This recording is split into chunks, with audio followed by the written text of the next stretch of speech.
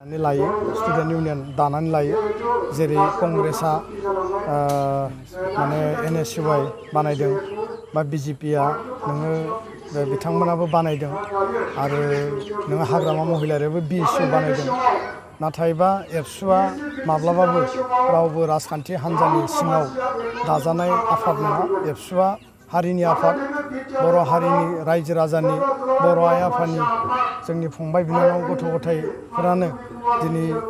लेखा गोरों जानानै समाजनि थाखाय हारिनि थाखाय दैदेनजानाय मोनसे आफाद आरो दिनै दुलाराय बर' फरायसा आफादा 1991 निफ्राय बड'लेण्ड सोमावसारनायनिफ्राय दिनैसिम बर' हारिनि जि पलिटिक्स बर' हारिनि राजखान्थिखौ सोमावसारनायनि थाखाय बर' हारिनि अधिकारनि संग्रामनि थाखाय जोङो गावनि नांगौ हिसाबै जों बुंदों जे बिटिआर एकर्ड इमप्लिमेन्टेसना दुलाराय बर' फरायसा आफादनि एजेन्डा हरेस दिनै BPFआ बुंदों जे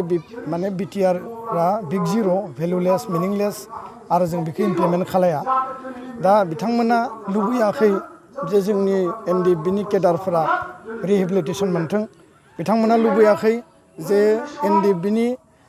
जेसेबां केडार आरो दैदेनगिरि दङ जायफोरनि